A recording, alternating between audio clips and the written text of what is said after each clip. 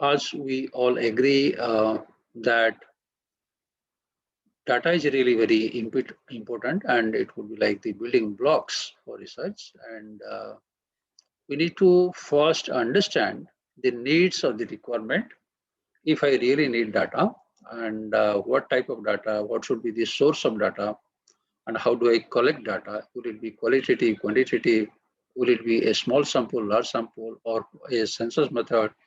So everything, it should be clear to the researchers like us. Us means you and me. And accordingly, we can think, plan for appropriate methods of data collection. Now, we have already discussed in research, we have research variables, which are just the representatives of concept constructs, and we have to measure and we have to quantify. And for that, we have to use few scales. And the uh, type of data we may get could be metric data, which will be of higher scale, and non-metric data, which will be like nominal, ordinal scale. So what we are indirectly telling here, we have broadly four fundamental scales: nominal, ordinal, interval, ratio scale. Me and Sumita, we have repeatedly discussed on these four points, and I believe, or we believe, to great extent, it should be clear to you. Any question, any input up to this? Particularly, Anshuman may be interested to supplement at this stage. So Or semantic scale is and Likert, are they interval scales? yes, suggestions, comments. Let us first try to understand semantic differential scale, what it is, and then try to understand it is. Thanks for asking. Any volunteer, Naveen, can I trouble you? So semantic means taking a scale for different information in forgot to- Hmm. Any quick input from anybody? So yes, a Likert scale is considered as an interval scale only by social science researchers. That is how it is. And semantic differential, like Monica already explained, two words are taken which are opposite to each other, and then the scale is built between them with some. Okay, fine, good enough. Can I have a don't mind my words, indirect question? So what is the difference between Likert and semantic differential? Let us all, you and me, try to understand. Is there any difference, or they're same? Sheila, give it a try. Sheila Agrawal. Give it a try. Give it a try. Don't worry, don't mind. Or say pass. Let's not feel bad. Pass. Naveen. Then pass, sir. Smriti. Give it a try. Don't feel bad. Say pass. So Likert is on a scale of 5 or 7 point scale, where you say that 1 being the highest and the 7 or 5 being the lowest. And semantic is measuring two different data. Like for example, the kind of you like a particular just on different planes. No, I'm just I forgot again. That Likert scale has got a broad application, as already Anshuman indirectly hinted. Semantic differential, you got something like a bipolar, so like two extremities. Okay, so Likert scale, you have got like a broad, say strongly agree, or you can put that way. Suppose how is the service standard of a hospital?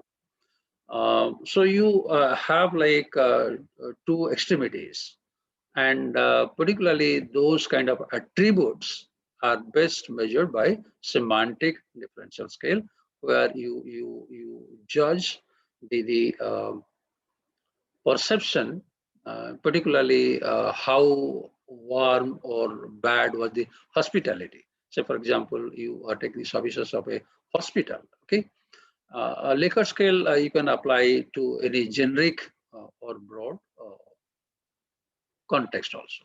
Is that okay? Any other input? Yes, sir. I think Anshuman has shared a good screenshot to me today. Would you like to give input if you don't mind, Anshuman, if you recall? Yes, sir. So I think this book by Anol Bhattacharya, there was one portion on the same concept which sir has taught us several times already on scales. So in one of the classes, we were discussing whether temperature is a ratio scale or an interval scale. And that particular example in that book very clearly says that Kelvin scale can be used as a ratio scale because there is an absolute zero where the absence of a construct is meaningful. So at zero of a Kelvin scale, it means that there is no something called as kinetic energy. But other two scales, Fahrenheit and Celsius, may be used only as an interval scale. They might be used as a ratio, but in an ideal scenario should not be. So that example I like, that is why I shared. No, thank you so much. I would request you to share it in your WhatsApp group, and those Yes. who are interested can please get the examples. Actually, those examples are for clarity, clarification. That would be better. I think we can proceed. We should proceed.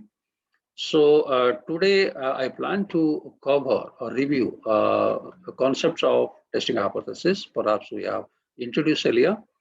And in particular, I'll be covering one of the most commonly applied statistical analysis in any, every, or most of the project reports. One is chi-square test, another is correlation regression analysis. In regression analysis, I'll be particularly covering multiple regression analysis. Of course, I'll be starting from bivariate. So this is what I will be trying to cover today. Hypothesis, very quickly, is just like a proposition, and we want to prove it. And as we know that we have got like two type of formal statements. One, we put it as null hypothesis, symbol is H0, and alternative hypothesis, symbol is H1. I'll be giving an example. Say, for example, we don't know. Say, for example, the most relevant and current example could be like just the 2 days back, ICMR puts like its effectiveness is this much. And maybe like anybody, those who are taking the vaccine or the competitor, like say Covishield or any other competing company would try to verify, defy whether it is actually 75, whether it is better than us or inferior than us. So naturally, it has to be tested. Now, as we have not done it, applied in large scale, so you can take a sample, how large, how small it is. So this, if you want to prove, so this can be put as hypothesis. Now, I guess like some of you have taken project on, I guess like investment choices of investors.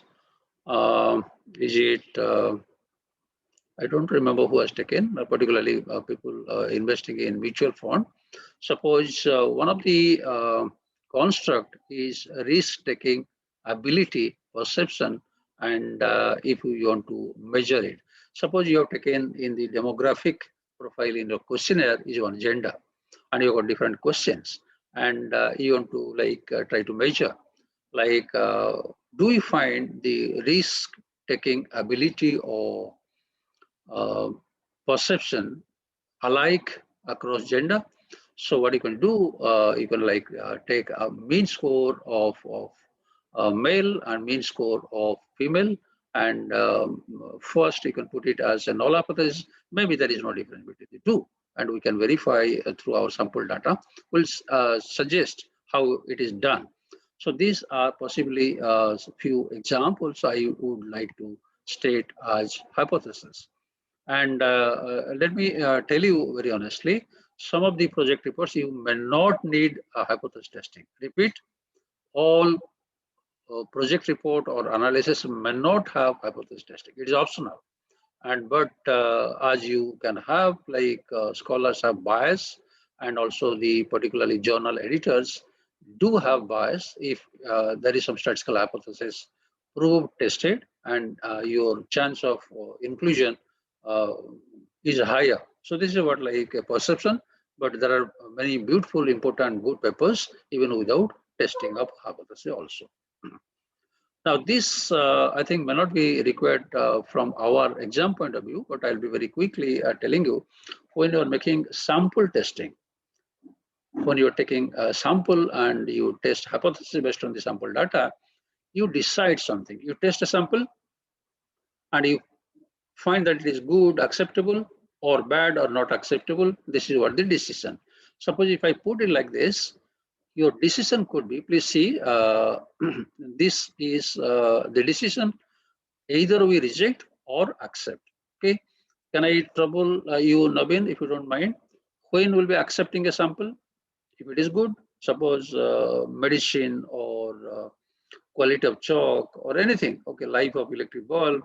So you're taking a sample, and if you are happy, if you are like matching the expected benchmark, then you accept it, right?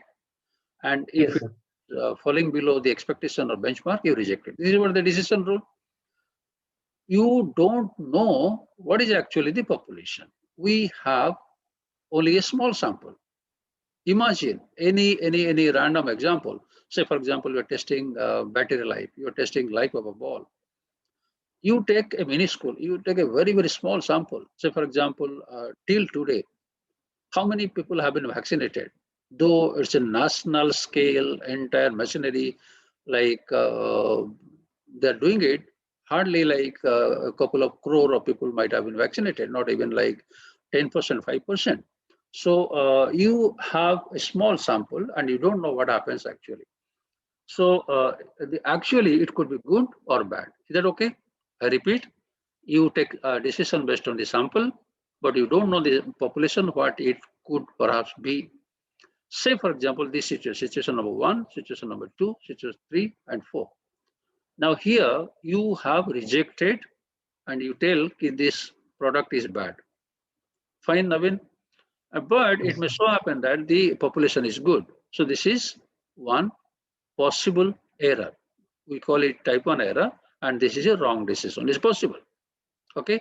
Say, for example, I can give one example from behavioral science so that Monica and others will be happy. Say, for example, Monica comes to School of Management, and we are happy that Monica adopted our school, and she wanted to recruit 1 or 2 BBA or MBA student.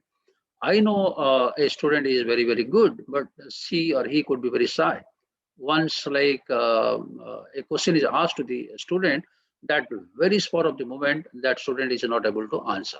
What the Monica will do? She will not recruit. Okay, she will be rejecting the candidate. Are you getting my point? But actually, that student may be very good. And if Monica has got real need, I can say that she might have missed a good talent. Okay, that happens, right? So this is called a type 1 error. And here, I guess, like if you find the sample is good and population is good, this is situation is correct decision. And here, how it is a correct decision, Anshuman? Can you have a quick input if you have understood, or say pass? I can elaborate. Because the population is small or the sample is small, which we have taken, and we have rejected the null hypothesis, No, like can I we're put it rejecting like that this? Can student. I put it like this? Suppose Monica is recruiting, okay? And she interviewed for 5-10 minutes and she found the stuff is very bad. Actually, that student is very bad. Also, for example, before sending to the market, you are testing the medicine or a product, part of your own company, say SQC lab, and you find that this product is bad and you are not sending to the market. You have done a good thing by rejecting the bad product. Repeat, you have done a good thing by rejecting a bad product. Monica has done a good thing by not selecting a bad person. She or he would have been a liability for the organization. So it is correct to reject a bad population. Okay. And coming here, say for example, again same example. By chance, Monica has asked 5-7 questions, and luckily that student might have answered. Okay, so you have no reason to reject because you have asked question and the student has answer and you are selecting. But maybe those 4-5 questions she or he knew, and actually she is not good. Okay, so it's a wrong decision, right? Now, when you are telling, accepting, sending to market a bad product, it is also error. Okay.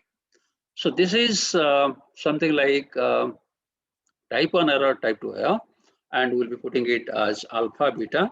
And luckily, in statistical scientific decision making, the chance of this alpha beta is very, very less.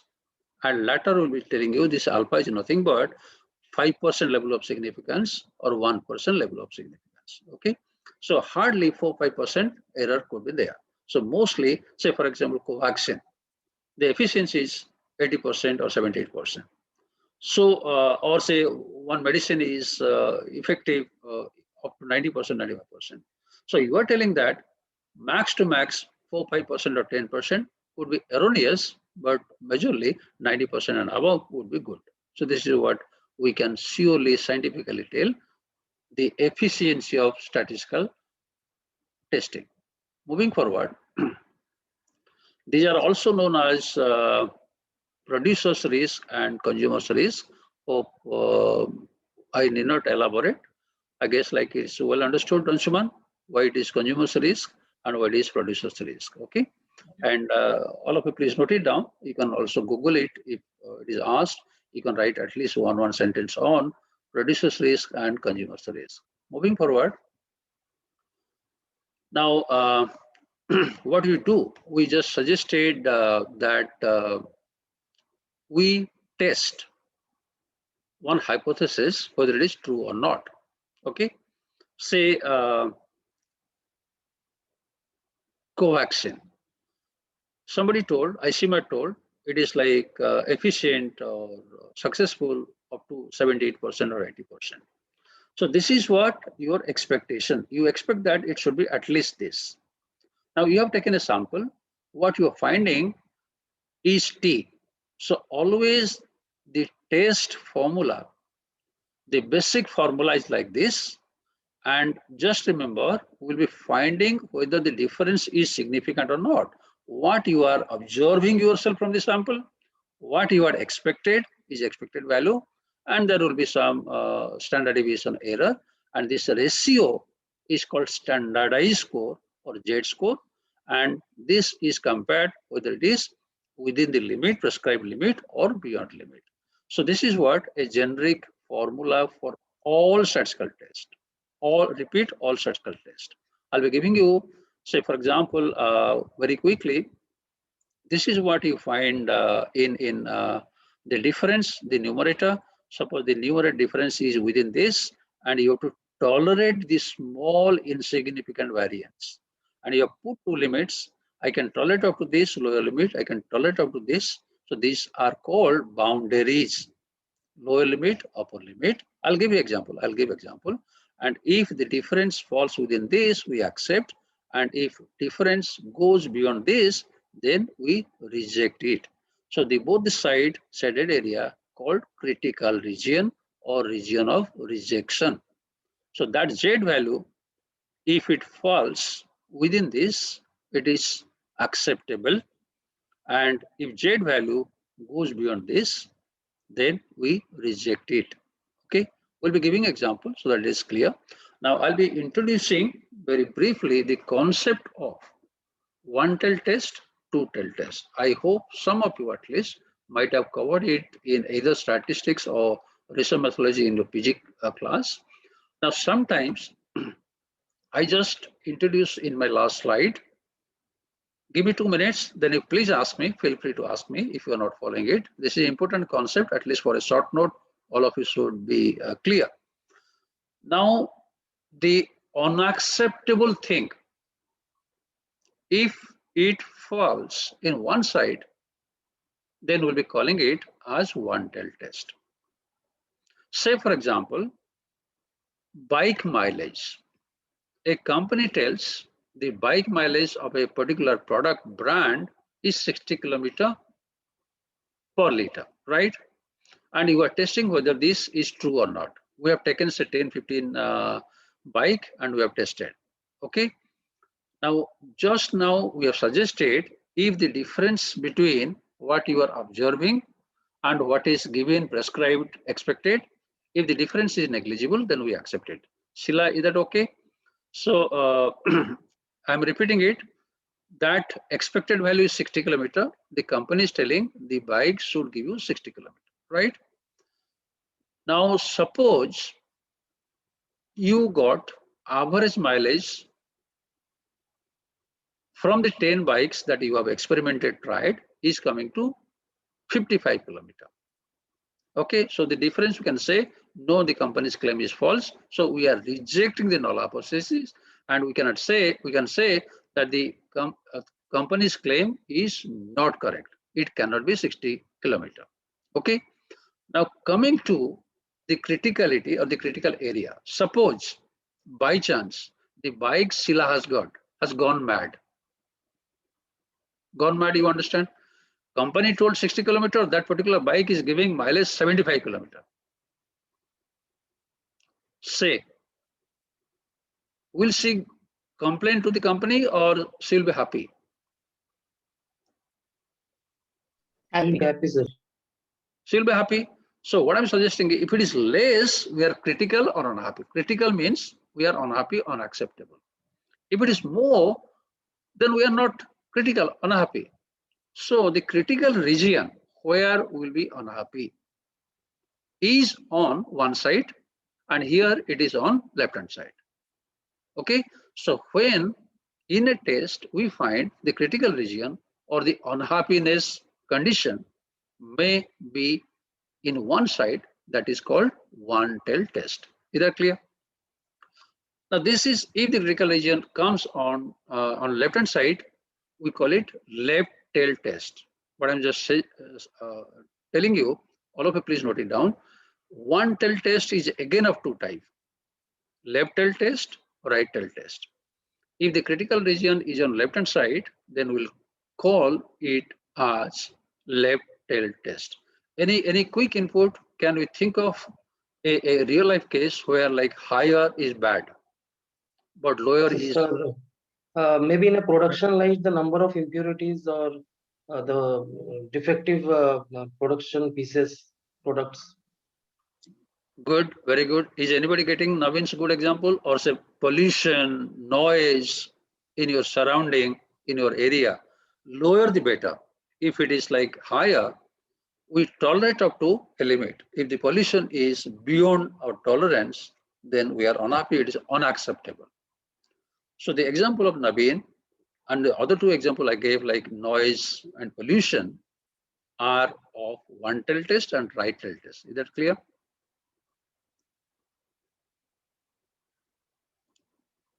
Abib sir, you are there? Is it okay, Sheila? Yes, sir. Clear. Clear. Okay, but sometime you can also find that both sides should be also bad, critical. Say like say blood pressure, rainfall, say the average acceptable rainfall for cultivation. If it is very, very less, bad. If it is very much high, flooding, it is also bad for crop. So those examples you have to like think where both sides will be bad. So that will be called as two-tailed test. So accordingly, we have the prescribed limit. This is one example. Just remember, you just said if it comes as one-tailed test and two-tailed test, you can just say both the sides. Is that clear? Any question up to this on one-tailed, two-tailed test?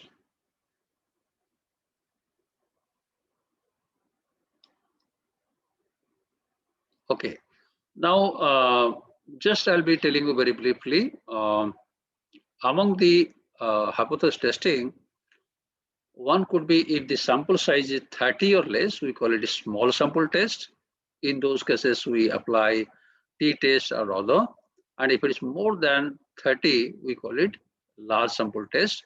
Large sample test means normal probability property will be applied.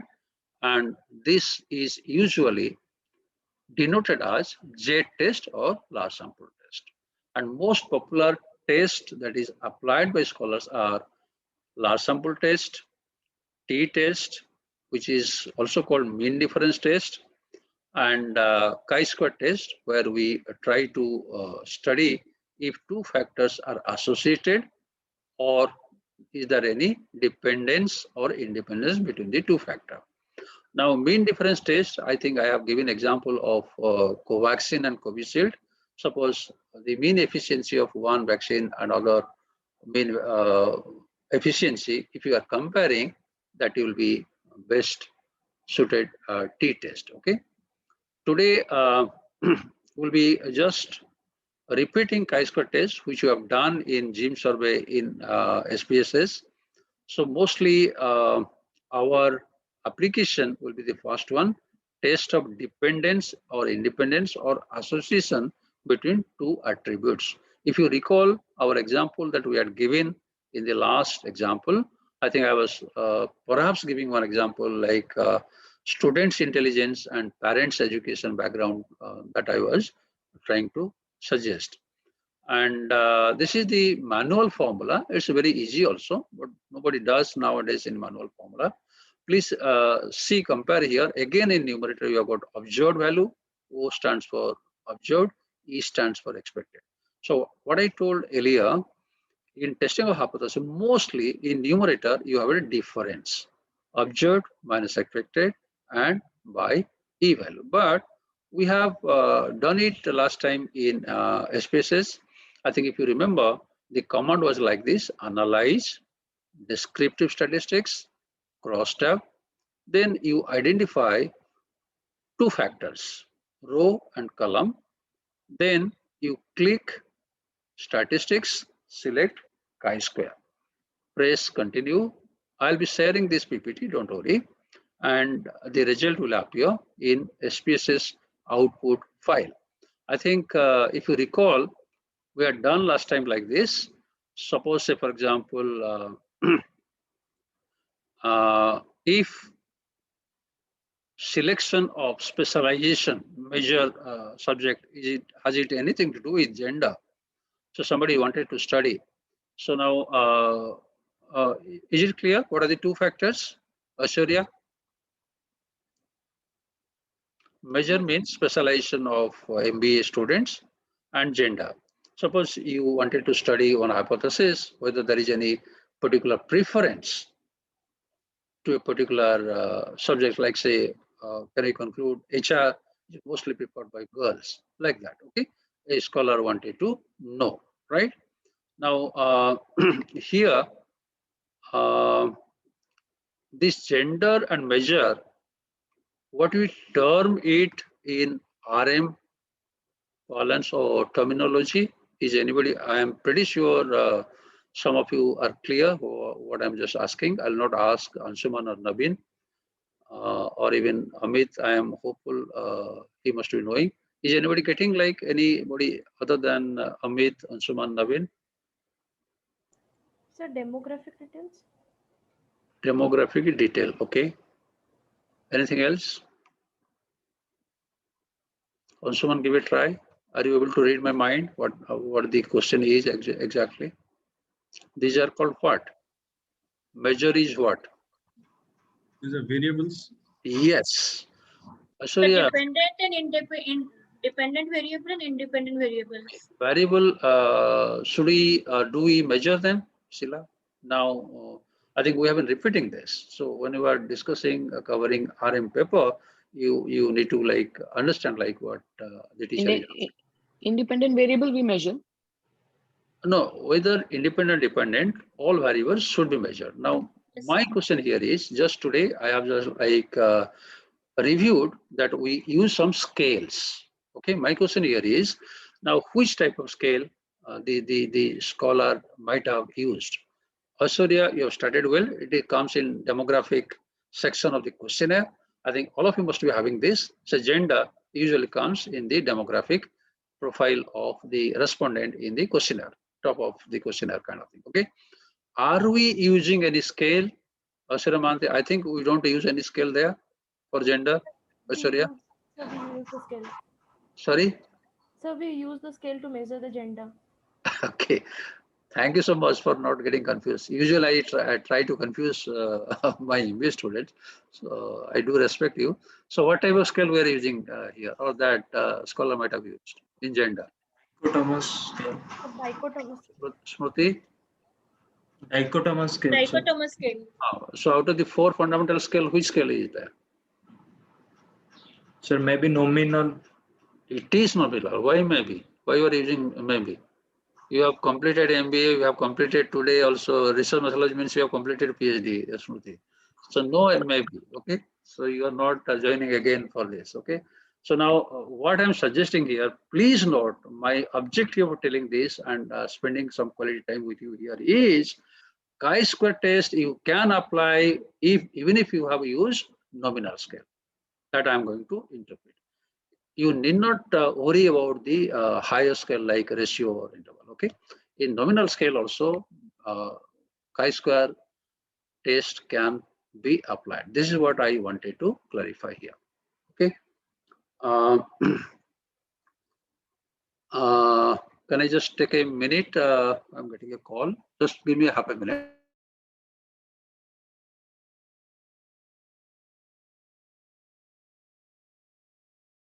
So sorry, yes. Now moving forward. So this is what we have done. If you recall, and hope some of you must have the output with you. So these are the 2 important values you should note, okay? And can I ask? I'm so happy that Debussy is attending attentively. Debussy, can you hear me?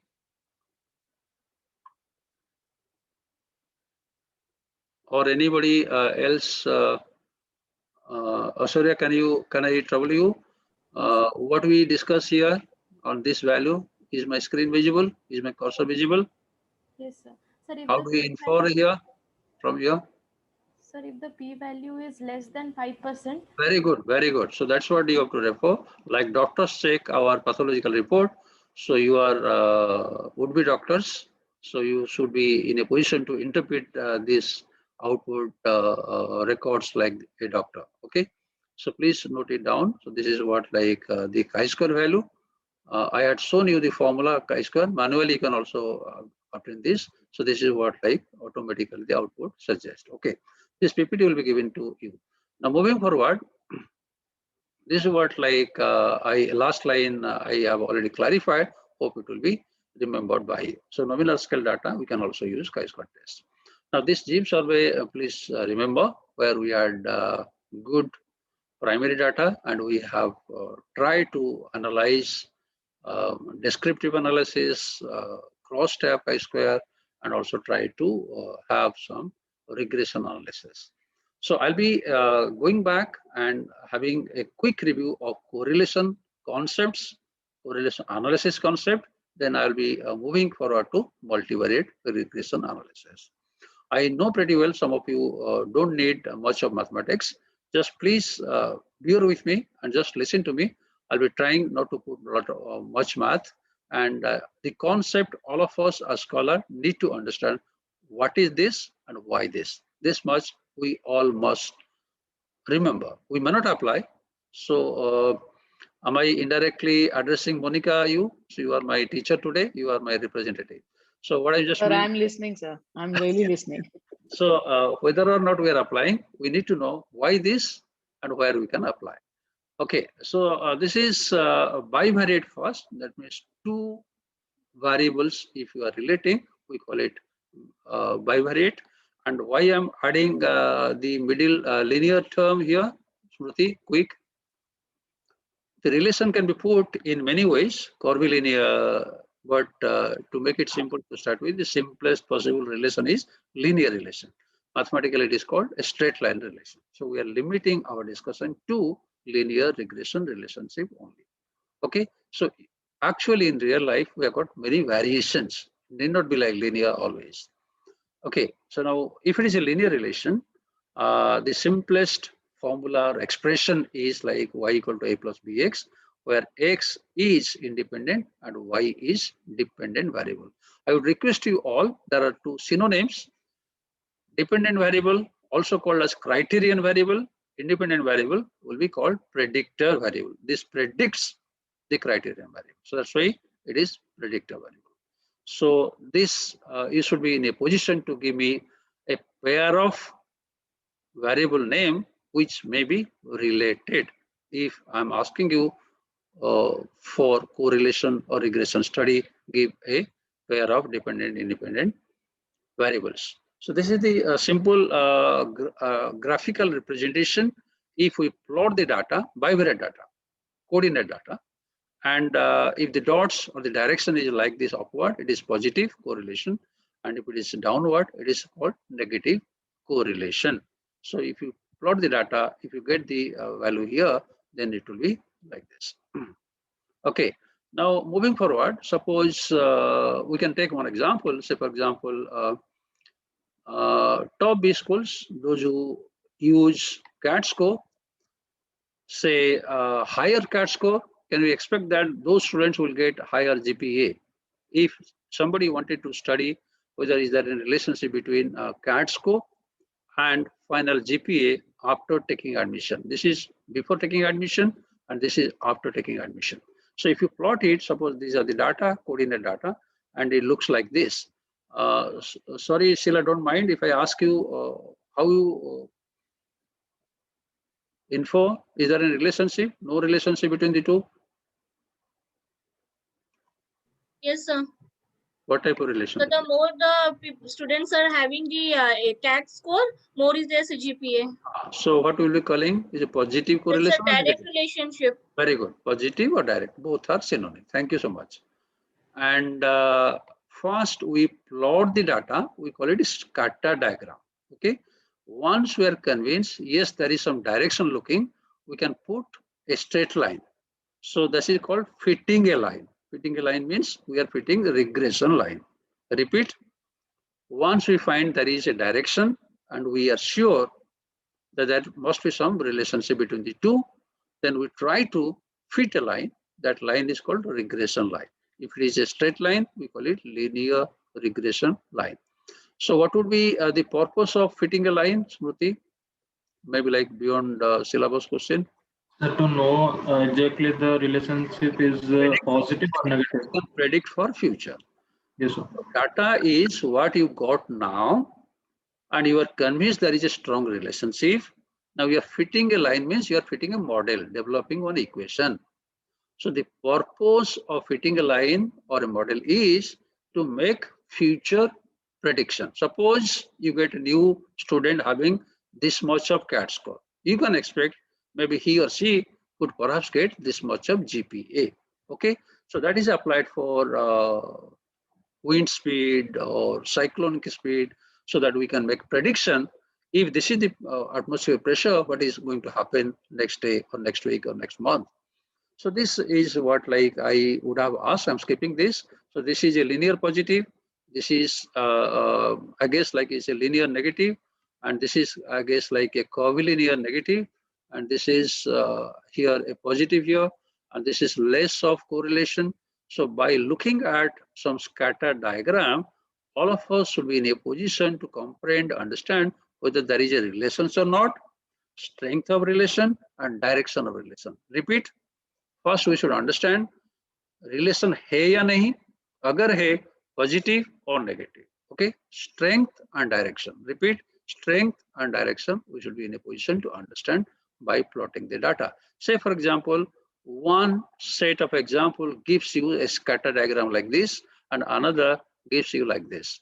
What is the difference between the two situations? Anshuman, quick input. Please finish within 45 seconds. Data points are scattered across the regression line, so it may not be accurate predictor of the relationship So between the can two you variables. say the correlation will be less? Yes, sir.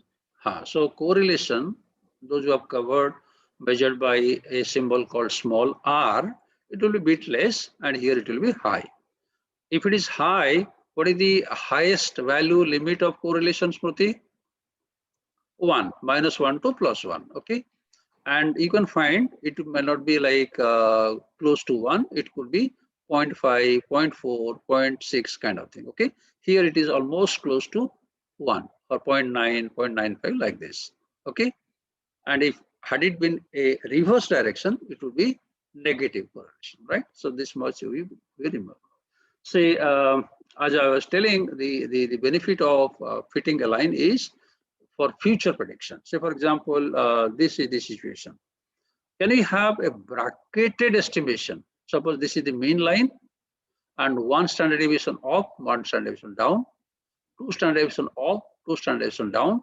So you can like well estimate कि wind speed कितना range में होगा. First, how much it will be the speed, and you can also say कि within 200 to 250 the wind speed will be like this. So we can also make a prediction with a range when you are using mean and standard deviation.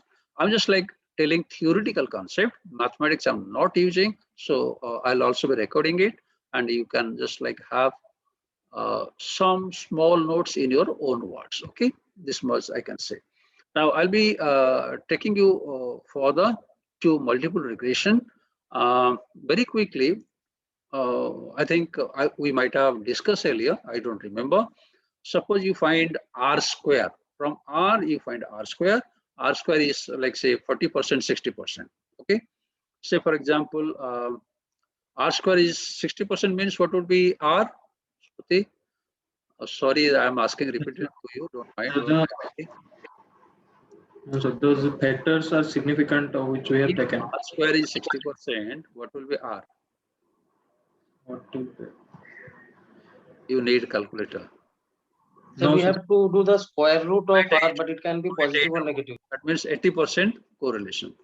Even if R is 80%, 0.8, R square comes down to 60%. Okay, that means you are telling another 40% is explained because of some other variable.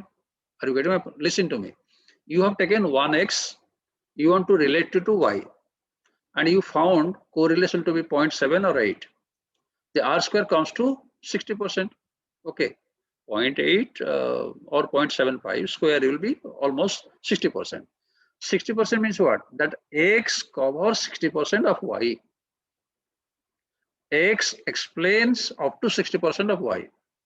So what happens to the rest 40%? There could be other factors. Say for example, paddy production. You take like soil fertility.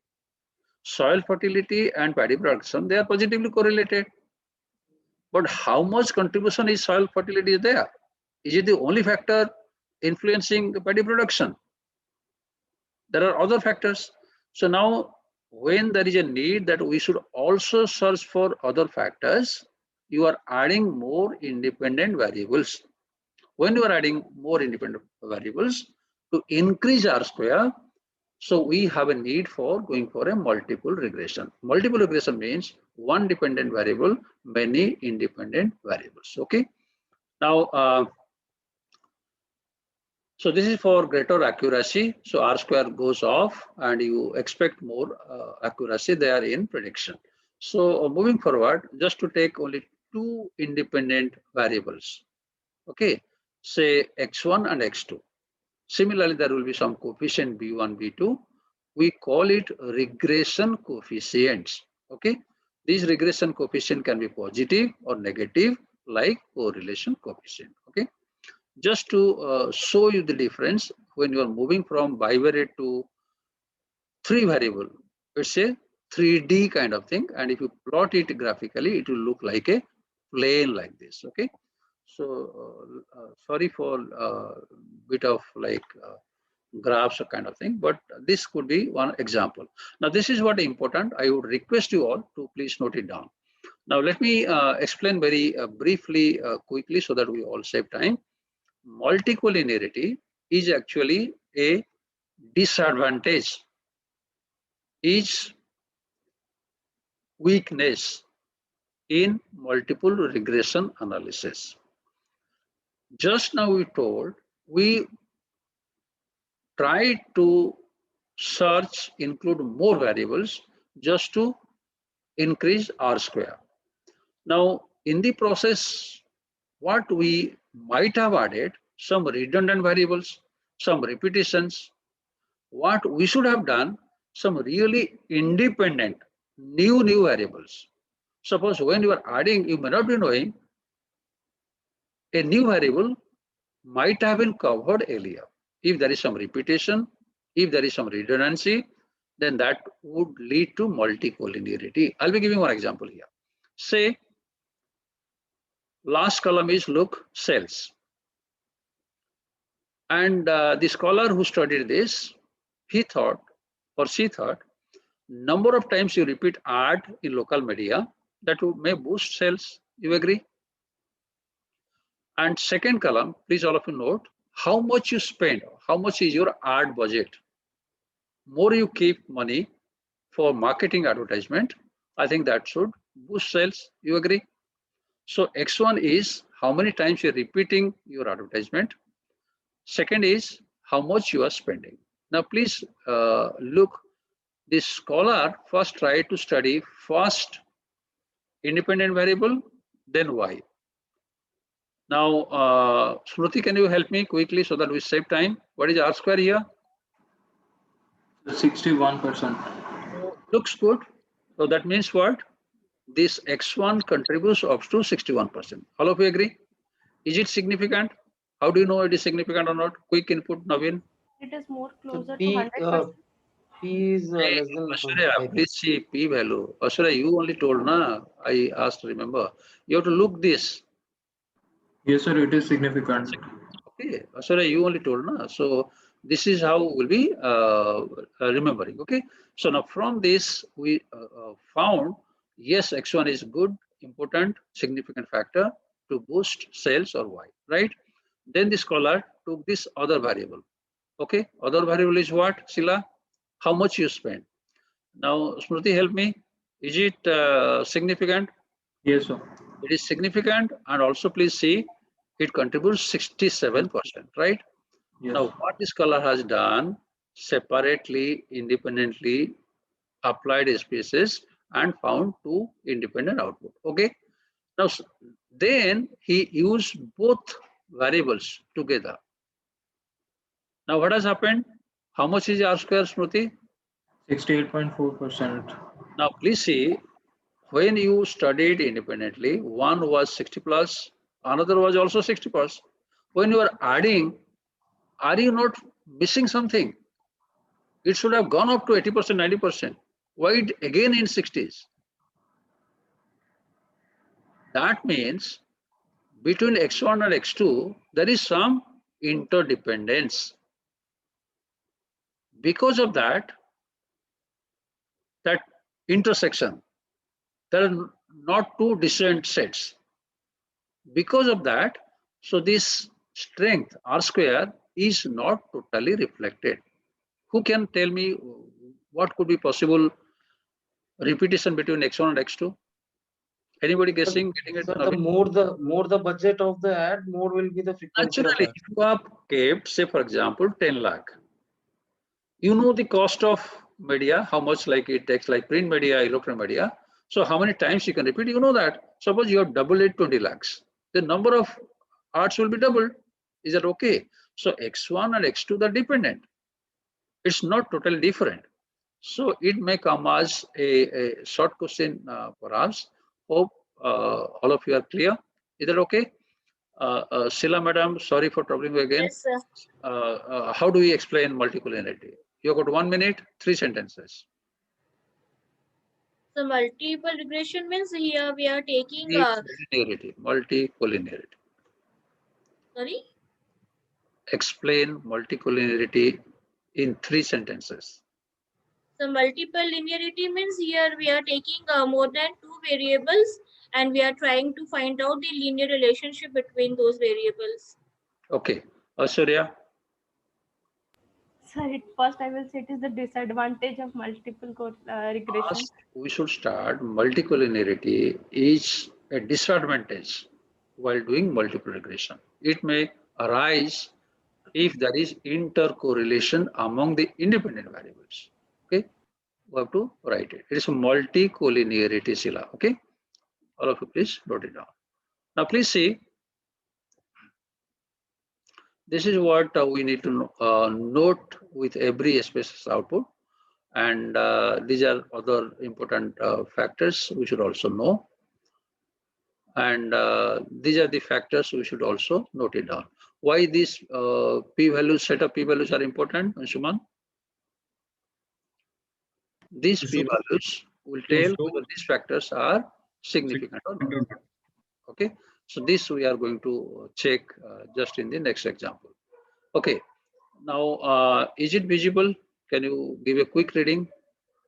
Yes, sir. All of you, please give a quick reading. All.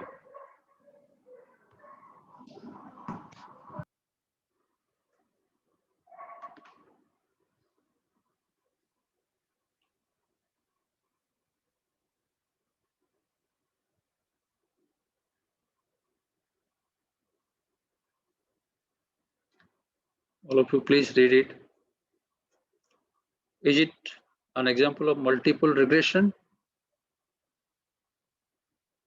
Those who have not participated, can you please volunteer? Mona Lisa, you are there?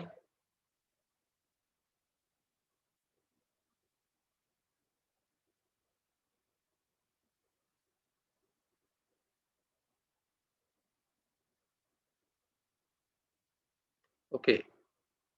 Just to save time, any volunteer?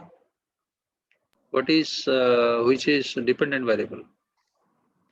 Any Yes, volunteer? Sales is the dependent variable, Sales figure, sir. and Okay. So how many independent or predictor variables are there? 4, sir. The four variables. Okay, all of you quickly note it down. Suppose this dollar node is a spacious output. Let me tell you, fast line will not be there. Fast line will not be there. Will not be there where? Aishwarya, are you getting my indirect message? In the exam, sir. Yes. At least Navin is with me. Okay. Navin is setting the question. Controller of exam has requested Navin. So he knows better than me. So without looking that first line,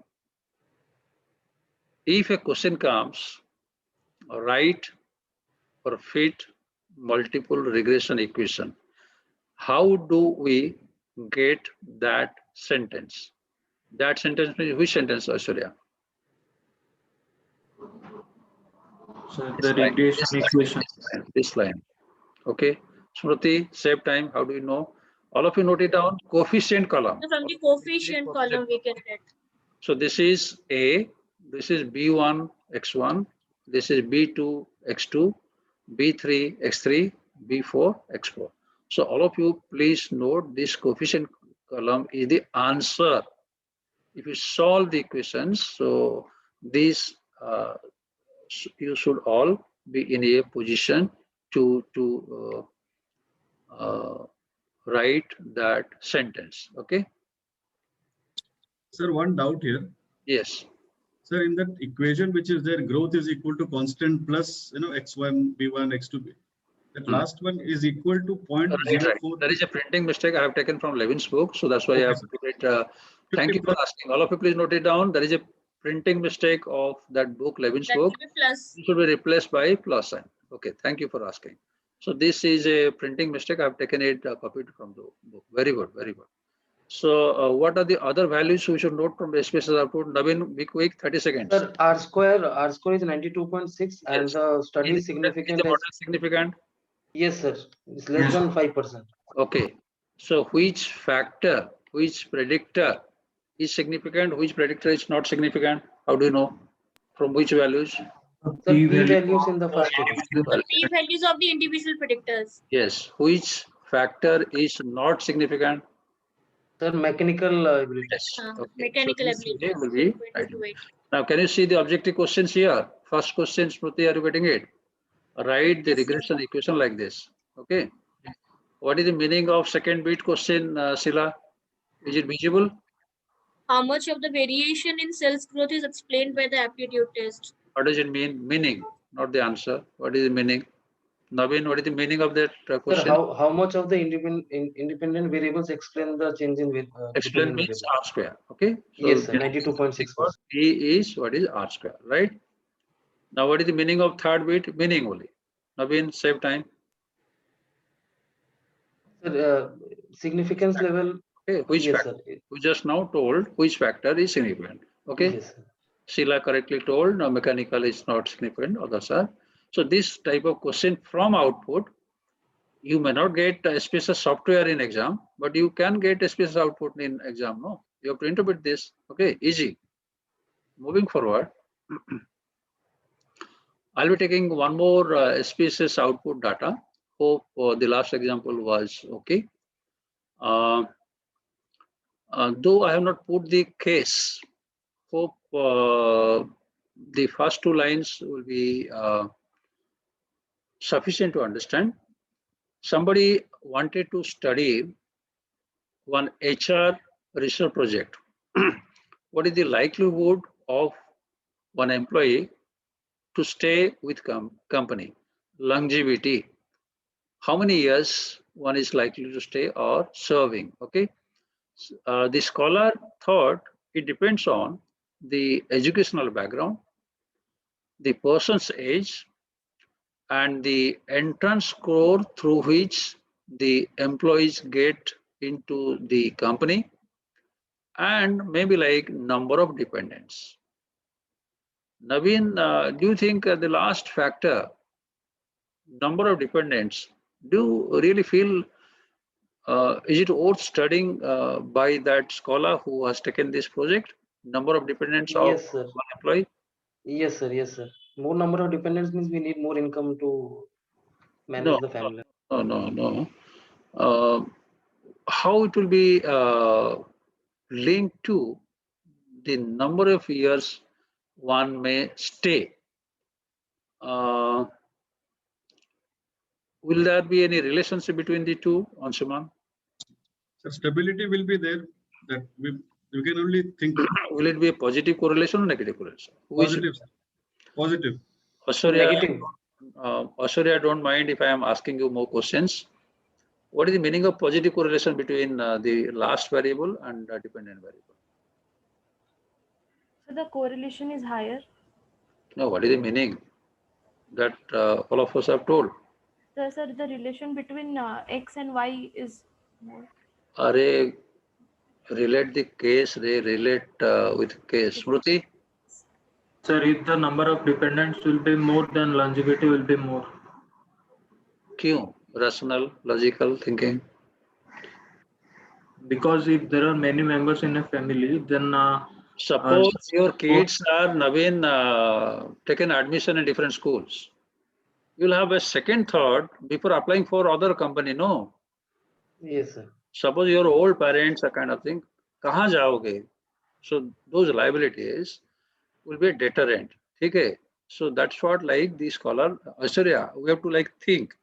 So if you think, you may perhaps translate your own project कि अगर हम multiple regression इस type का कर पाएंगे नहीं कर पाएंगे, ठीक है? So we'll be finding from the data what the scholar actually got. Okay.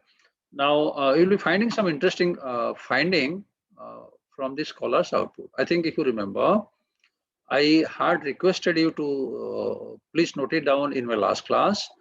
SPSS multiple regression output will have three distinct tables or components. Table 1, table 2, table 3. You remember we had discussed, Smruti? yes, sir. So table 1 will be getting R square, and table 2 will be getting the coefficient and respective significant value. Okay. Now, what is, Aishwarya, can I ask one more question to you? Hope you are not angry. Oh, sir. Just look to the screen. Is my cursor visible? Yes, sir. This is negative. Okay, say for example, this is A, this is B1, B2, B3, B4. Okay, so B3, should I take you back to my previous slide, or is you remember? This negative coefficient means what? So the longevity of the employee. Oh, that is one variable. When you are relating, you have to tell two pair variable. Na? Should I take you back? Yes, sir. Yes, sir. Please see. Test score. So the employee score, the relationship with the time period he stayed for in the company have a negative relation. Negative means what? So they are less correlated. Nahi re, less correlation. Nahi. I just told, I'm clarifying, Aishwarya. Good that you brought in some confusion. Last time and today also, we are suggesting two things: direction and strength. Okay. Negative does not mean less correlation. Repeat, negative does not mean less correlation. Okay. Negative, positive, both are equally important for scholars like us. Strength means value, whether it is higher or lower. So that is also second kind of thing. Now, negative here means what? Monica, madam, can I have a bouncer to you? I like your participation. That's why I'm troubling you. Negative means Sir, what? I feel that the test score which the respondents had when they were joining the organization, maybe that does not depend on the longevity of how many years they will stay. No, Monica. Actually, there is some relationship. What negative relation? What does it mean? Amit, take So over. low correlation and low strength and low direction and no direction. No. Actually, okay. I just wanted some of you should have given the correct answer. Can I expect from Sheila? I think you wanted to. So maybe inversely proportional relationship. What is the meaning of inversely proportional? That's what we want to start. No. That means less the score, more is the longevity. If one variable is decreasing, If I remember, Sheila, you have got a school, okay? yes, And sir. you know like how difficult it is to retain good teachers, okay? Yes, sir. Good teachers, when you have recruited, they have fared very well in your interviews. Fared very well means they got a high score. You are giving sir. some score, interview score. So those who have got high score, they may leave early. Yes, sir. They will have the chance of switching over to They other have to companies. understand, okay? They are damn confident. Why they're leaving? They are getting better opportunity there. So Yes, they're butterflies. Amit, am I clear? So this is a meaningful interpretation. So negative means you are establishing that high score, highly talented. So like young generation, they may like switch over, right? So like higher the score, the scholar has found longevity could be less. So it's a negative correlation. Am I making sense, Monica? So this is what Perfect, like. sir. Understood, sir. So this is what like we have to understand the interpretation. So this is very important. Once you are getting the result, don't write those numbers 17.06 kind of thing. What they mean, you have to explain it. Okay. Now from this, are they really significant? Even So only age is significant. all of you, or most of you, kindly listen. All of you, or most of you will also get output like this because you are taking a small sample. We don't have time for the RM project. If you are like running SPSS, you may get like this. Okay. Now, because of small sample data, the scholar might get like this. Those are really not significant. So how do you interpret Smriti? Suppose this is what you got. Because of small sample size. Based on your data, we could find this. You just like honestly, you tell, okay, based on our data. That means if you take a larger sample or new sample, these values may vary. Okay, always try to use the word based on our data. So this is the conclusion. So you can find, I guess, like this factor, age factor is only significant. Okay, it's a significant contributor. Okay, rest are not so significant, but I guess like the model is significant. Is the model significant? No. No, sir. Model is not also significant. Okay. Again, you say our data could not establish the significant relation. You can tell that. Okay. So this is what the question. I'll take you back. I guess like first question, second question, third question, fourth question, you can very well answer. I guess like last bit question, I'll take you back to the previous slide. So what is this SB3? This is standard error. This is B3. B3 means this is A, B1, B2, B3, and the standard error means S. S stands for standard error. So this one is kind of, okay. Now, any volunteer other than Smriti? I think Smriti might have seen this PPT of mine earlier. Now, last bit question is how many data points, means like what is the sample size, how many respondents the scholar or the student might have entered data. How do you know? Any guess? Anybody other than Smriti?